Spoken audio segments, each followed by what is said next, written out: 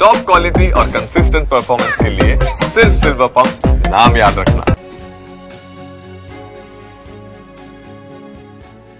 ಜಮೀನು ವಿಚಾರಕ್ಕೆ rowdy sheeter ಬಿಕ್ಲು Shiva murder ಆಯ್ತಾ? ಬಿಜೆಪಿ ಶಾಸಕ ಭೈರತಿ ಬಸವರಾಜ್ ಮತ್ತು ಸಹಚರರ ವಿರುದ್ಧ ದೂರು. ಜಮೀನು ವಿಚಾರಕ್ಕೆ ಬಿಕ್ಲು ಶಿವ ಮತ್ತು ಭೈರತಿ ಹುಡುಗರ ನಡುವೆ ಗಲಾಟೆಯಾಗಿತ್ತು.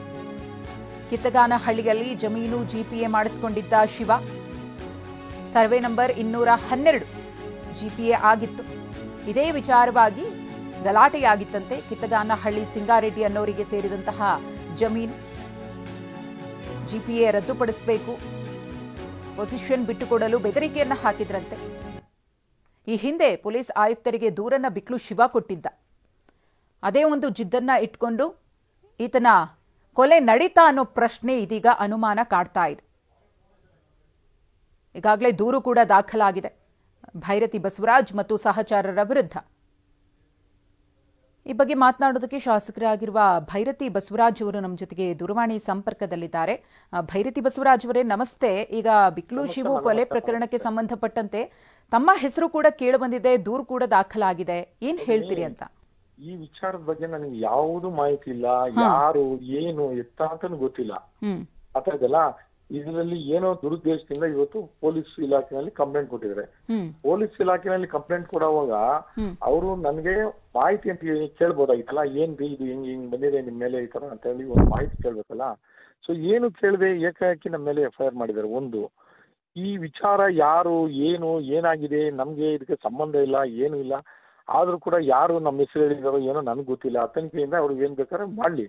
ಆದ್ರೆ ಈ ರೀತಿಯಾದಂತಹ ತೇಜೋವಧೆ ಮಾಡೋಂಥದ್ದು, ಎಲ್ಲೋ ಒಂದ್ ಕಡೆ ಪಿತೂರಿ ಮಾಡೋಂಥದ್ದು ಆಗಿರ್ತಕ್ಕಂಥದ್ದು ನಿಜವಾಗ ಕೂಡ ಬಹಳ ನೋವಾಗ್ತದಮ್ಮ.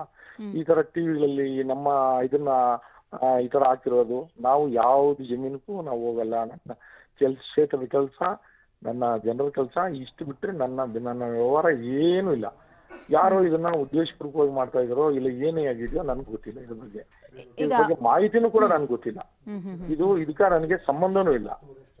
ಇನ್ನು ಯಾವ ರೀತಿ ಇವರು ನಮ್ಮ ಪೊಲೀಸ್ ಇಲಾಖೆ ಅಧಿಕಾರಿಗಳು ನಮ್ಮ ಮೇಲೆ FIR ಮಾಡ್ತಾರೆ? ಯಾರು ಬೇಕಾದ್ರೆ ದೂರ್ ಕೊಟ್ಟ ತಕ್ಷಣ ಮಾಡ್ಬೋದಾ? ಈಗ ಅವ್ರನ್ನ ಕೇಳಿದ್ರೆ ಏನ್ ಹೇಳ್ತಾರೆ? ಈಗ ಒಂದ್ ನಿಮಿಷ, ಯಾರು ದೂರ್ ಕೊಟ್ಟ ತಕ್ಷಣ ಪೊಲೀಸ್ ಇಲಾಖೆನ ಮಾಡ್ಬೋದಾ? ನಾನು ಅದನ್ನ ಕೇಳ್ತಾ ಇದ್ದೀನಿ ತಮ್ಮ ಮುಖೇನ. ಈಗ ನನ್ಗೆ ಅದಕ್ಕೆ ಸಂಬಂಧ ಇಲ್ಲ. ನನ್ಗೆ ಯಾರು ಏನು ಎತ್ತ ಏನು ಗೊತ್ತಿಲ್ಲಲ್ಲ. ಏನಾದ್ರೂ ಅದ್ರ ಬಗ್ಗೆ ನಾವು ಏನಾದ್ರು ಇದು ಮಾಡಿದ್ರೆ ನಿಜ ತನಿಖೆ ಮಾಡ್ಲಿ, ತನಿಖೆಯಲ್ಲಿ ನಾವು ಸಹಕಾರ ಕೊಡ್ತೀವಿ. ಏನು ಇಲ್ದಿರ ಸುಮ್ಮನೆ ನಮ್ಮ ರಾಜಕೀಯ ಇದರಲ್ಲಿ ಇದ್ದೀವಿ ಅಂತ ಹೇಳಿ ಇದು ಮಾಡಿದ್ರೆ ಖಂಡಿತ ತಾವು ಹೇಳೋದು ಕೂಡ ಕರೆಕ್ಟ್. ಈಗ ಪೊಲೀಸರು ಕೇಳಿದ್ರೆ ಅವ್ರ ಕಡೆಯಿಂದ ಏನು ಉತ್ತರ ಬರುತ್ತೆ ಅಂದ್ರೆ ನಮ್ ಕರ್ತವ್ಯ ಏನು, ಈಗ ಇಂಥವ್ರ ವಿರುದ್ಧ ಆರೋಪ ಕೇಳಿ ಬಂದಿದೆ, FIR ಮಾಡ್ಕೊಳ್ಳಿ ಅಂತ ದೂರು ಕೊಟ್ಟಿದ್ದಾರೆ, ಮಾಡ್ಕೊಂತೀವಿ ಅಂತ ಹೇಳಿ ಅವ್ರ ಸ್ಪಷ್ಟನೆಯನ್ನ ಕೊಡ್ತಾರೆ. ನಿಮ್ ಕಡೆಯಿಂದ ನಿಮ್ಮ ಸ್ಪಷ್ಟನೆ ಕೂಡ ಸಿಕ್ಕಿದೆ. ಮುಂದೇನಿದ್ರು ತನಿಖೆ ಆಗುತ್ತೆ, ತನಿಖೆ ನಂತರ ಸತ್ಯ ಆಚೆ ಬರುತ್ತೆ.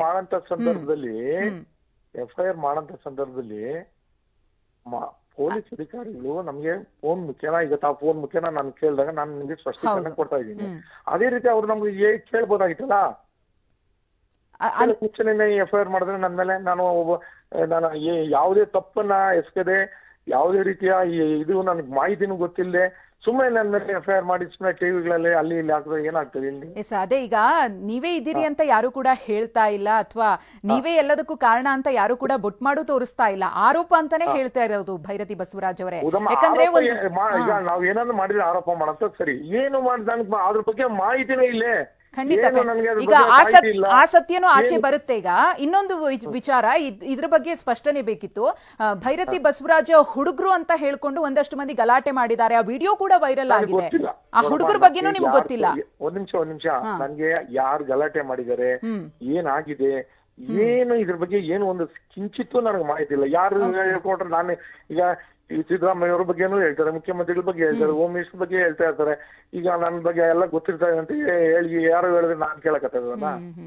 ಅಂದ್ರೆ ಈಗ ತಮ್ಮ ಒಂದು ಸ್ಪಷ್ಟನೆ ಏನಂದ್ರೆ, ಈಗ ಯಾರೋ ದುರುದ್ದೇಶ ಪೂರಿತವಾಗಿಯೇ ಮಾಡ್ತಿದ್ದಾರೆ. ತಮ್ಗೆ ಯಾರ ಮೇಲೆ ಡೌಟ್ ಇದೆ? ಏನಾದ್ರು ಡೌಟ್ ಇದೆಯಾ ಭೈರತಿ ಬಸವರಾಜ್? ಇನ್ನು ಇದ್ರ ಬಗ್ಗೆ ನನ್ಗೆ ಗೊತ್ತೇ ಇಲ್ಲಮ್ಮ. ಈಗ ಡೌಟ್ ಅಂತ ಹೇಳಕಲ್ಲ, ಯಾರು ಇದ್ರ ಬಗ್ಗೆ ನನಗೆ ಮಾಹಿತಿನೂ ಇಲ್ಲ, ಏನು ಇಲ್ಲ. ಅಲ್ಲ, ತಾವು ಹೇಳ್ತಾ ಇದ್ರಲ್ಲ ದುರುದ್ದೇಶ ಪೂರಿತ ಅಂತ. ಯಾವ ಹುಡುಗರು ಯಾರ ಹೆಸರು ಹೇಳಿದಾರೋ ಏನು ಇದ್ರ ಬಗ್ಗೆ ನನ್ಗೆ ಯಾವ್ದು ಕಿಂಚಿತ್ತು ಕೂಡ ನನಗೆ ಮಾಹಿತಿ ಇಲ್ಲದೆ ನಾನು ಯಾವ ರೀತಿ ಹೇಳೋದು ಹೇಳಿ? ಈಗ ಸುಮ್ಮನೆ ಏಕಾಏಕಿ ಟಿವಿನಲ್ಲಿ ಆಗ್ತಾ ಇದ್ರೆ ಏನಾಗ್ತದೆ ಹೇಳಿ? ನಾನು ಒಬ್ಬ ಗೌರವಿತವಾಗಿ ಒಬ್ಬ ಶಾಸಕನಾಗಿ ಕೆಲಸ ಮಾಡ್ತಾ ಇದ್ದೀನಿ ಕ್ಷೇತ್ರದಲ್ಲಿ. ಜನ ಬೆಳಿಗ್ಗೆಯಿಂದ ಸಂಜೆವರೆಗೂ ನನ್ನ ಕೆಲಸ, ನನ್ನ ಕಾರ್ಯ, ಏನು ನನಗೆ ಜನ ಅದು ಈಗ ಕೊಟ್ಟಿದ್ದಾರೆ ಅದನ್ನ ಮಾಡ್ಕೊಂಡಿದ್ದೀನಿ ಹೊರತು ನನಗೆ ಈ ರೀತಿಯಾದಂತ ಇದು ನನಗೆ ನಾ ಯಾವತ್ತೂ ಕೂಡ ಮಾಡ್ದೋನಲ್ಲ, ಮಾಡಕ್ ನನ್ಗೆ ಆ ರೀತಿ ಅವಶ್ಯಕತೆನೂ ಇಲ್ಲ. ಓಕೆ, ನಿಮ್ ಕಡೆಯಿಂದ ಒಂದು ಸ್ಪಷ್ಟನೆ ಸಿಕ್ಕಿದೆ. ಈಗ FIR ಆಗಿದೆ, ತಮ್ಮ ಮುಂದಿನ ಸ್ಟೆಪ್ ಏನಂತ ಭೈರತಿ? ಇಲ್ಲ, ನಾನು ಮುಂದೆ ಕಾನೂನು ಹೋರಾಟವನ್ನು ಮಾಡ್ತೇನೆ. ಇದಕ್ಕೆ ಏನೇನು ಯಾರು ಇದ್ರ ಬಗ್ಗೆ ಮಾಡಿದ್ರೆ ಅದನ್ನ ವಿರುದ್ಧ ಕಾನೂನು ಹೋರಾಟವನ್ನು ಮಾಡ್ತೇನೆ. ಓಕೆ, ಧನ್ಯವಾದ ಭೈರತಿ ಬಸವರಾಜ್ ಅವರೇ. ಎಸ್, ಇದು ಭೈರತಿ ಬಸವರಾಜ್ ಅವರ ಸ್ಪಷ್ಟನೆ. ಅವರು ಖಡಾಖಂಡಿತವಾಗಿ ತಮ್ಮ ವಿರುದ್ಧ ಕೇಳಿಬಂದಿರುವಂತಹ ಆರೋಪವನ್ನ ಅಲ್ಲಗಳೆದಿದ್ದಾರೆ. ಇದಕ್ಕೂ ನನಗೂ ಸಂಬಂಧ ಇಲ್ಲ, ಆ ಹುಡುಗರು ಯಾರು ಅನ್ನೋದು ನಂಗೆ ಗೊತ್ತಿಲ್ಲ, ಇನ್ನು ಆ ಹತ್ಯೆ ಸಂಬಂಧಕ್ಕೆ ಪಟ್ಟಂತೆ ಮಾಹಿತಿನೇ ಇಲ್ಲ. ಏಕಾಏಕಿ FIR ಆಗಿದೆ, ಕಾನೂನಾತ್ಮಕವಾಗಿ ಪೊಲೀಸರು ಕೂಡ ತಾವೇನ್ ಕ್ರಮವನ್ನ ತೆಗೆದುಕೊಳ್ಬೇಕಿತ್ತು ಅದನ್ನ ತಗೊಂಡಿದ್ದಾರೆ. ನಾನು ಕೂಡ ಕಾನೂನಾತ್ಮಕವಾಗಿಯೇ ಹೋರಾಟವನ್ನ ಮಾಡ್ತೀನಿ ಅಂತ ಹೇಳಿ TV9ಗೆ ಭೈರತಿ ಬಸವರಾಜ್ ಅವರು ಸ್ಪಷ್ಟನೆಯನ್ನ ಕೊಟ್ಟಿದ್ದಾರೆ.